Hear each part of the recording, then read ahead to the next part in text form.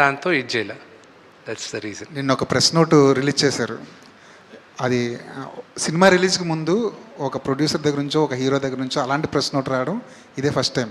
అది ట్రోలర్స్కి మాత్రమే సంబంధించిందా, లేదంటే రివ్యూలు చెప్పే వాళ్ళకి కూడా అది ఒక వార్నింగ్లా అనుకోవాలా? I'm not in a space, warning ఇచ్చే స్పేస్లో నేను లేను. నా సినిమా ప్రతి ఒక్కరూ చూడాలి, 100 మందికి నచ్చుతుందని ఆశిస్తున్నాను, కానీ నచ్చుతుందా అనేది question mark. But I'm sure majority of దెమ్కి నచ్చుతుంది. ఆ నోటీస్ ఇవ్వడం ఎందుకంటే టు ప్రొటెక్ట్ క్రియేటివ్ ఇంటిగ్రిటీ.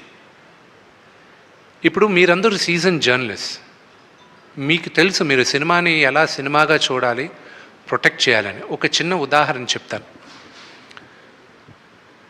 నిన్న ఇది ఫస్ట్ టైం నేను ఈ సినిమా ఇలాగా అన్ని భాషల్లోనూ రిలీజ్ చేయడం, అందరి దగ్గరికి వెళ్ళి చూడడం. ఒక్కొక్క రాష్ట్రంలో ఒక్కొక్క రూల్స్ ఉన్నాయి. ఫర్ ఎగ్జాంపుల్ తమిళనాడులో ఓన్లీ మీడియా వాళ్ళందరూ వాళ్ళొక స్లాట్లు ఉన్నాయి, రోజుకి 2 సార్లే, ఈ స్లాట్ దాటలేదు, ముందే బుక్ చేసుకోవాలి, అప్పుడే మీడియా వాళ్ళు వస్తారు, లేకపోతే రారు. They have the rules, we have to respect. ఆ ఊరికి తగ్గట్టు చేయాలి. నార్త్కి వెళ్ళేసరికి వాళ్ళు రివ్యూవర్స్కి ముందు చూపిస్తారంట కొంతమందికి, అండ్ ఎంబార్గో అంటారు దాన్ని. ఎంబార్గో అంటే మీరు చూడొచ్చు, మీ ఒపీనియన్ మీరు రాయొచ్చు, కానీ సినిమా రిలీజ్ రోజు మార్నింగే రాయాలి, దానికి ముందు రాయకూడదు అనేది రూల్ ఉంటుంది. నిన్న నేను బాంబేలో నేను చూపిన cinema I don't have a control, అక్కడ ఎవరెవరు చూస్తారో మా వాళ్ళు ఇప్పటికి కూడా కర్ణాటక ప్రింట్లు వెళ్తున్నాయి. You know we're last minute we're having pressures లేదా. నిన్న వాళ్ళు చూశారు, నాకేంటి ఆతృత ఏంటంటే వీళ్ళు సినిమా చూసేశారు, how will you know the first time outsiders Kannappa అంటే ఏంటో తెలియక ఏమీ తెలియని వాళ్ళు మొదటిసారి చూశారు, మన చరిత్ర కూడా తెలియని వాళ్ళు చూశారు.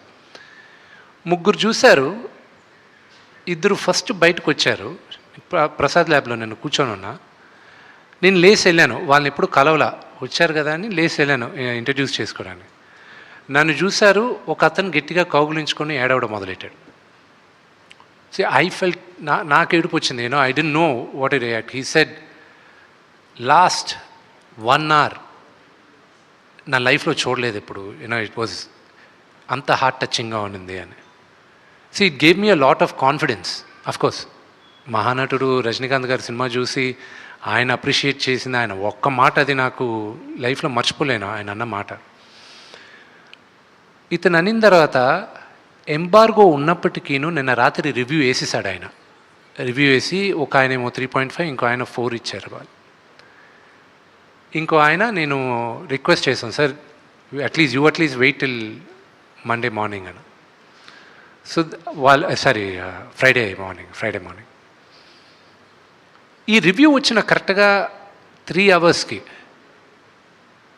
They were reviews. తెలుగులో కూడా చూసాం, సినిమా ఓన్లీ 0.5 on 5 అని 42 రివ్యూలు ట్విట్టర్లో వచ్చాయి. Now there is a team, చెన్నైలో కాంట్రాక్ట్ ఇచ్చాం ఇలాగా చేయడం. అలాంటి వాళ్ళకే it is only for them, not for season professionals like you. మీరందరూ చూసి ఆదరించి మీ సలహాల ద్వారా సినిమాలు వెళ్తాయి, కానీ but these are for the mischief mongers అంతే. రెండోది కూడా సినిమా చూస్తూ అక్కడ వీడియో తీస్తూ పెడతారు, దట్ ఈస్ వెరీ రాంగ్. సినిమాను ఎంజాయ్ చేయట్లేదు, ఇక్కడ వీళ్ళు చేయట్లేదు. అలాంటి వాళ్ళకి వీ హ్యావ్ మ్యాప్డ్ ఇట్. వాళ్ళ అకౌంట్స్ కానీ యూట్యూబ్ ఛానల్స్ కానీ if they do piracy like that they will be totally blocked. So ఆ జాగ్రత్తలు మనం తీసుకున్నాం. అల్టిమేట్గా సినిమా బతకాలి. వాళ్ళకి తెలియట్లా, వాళ్ళు ఆ 1-2 minutes వాళ్ళ ఆతృత కోసం they are destroying the culture of cinema.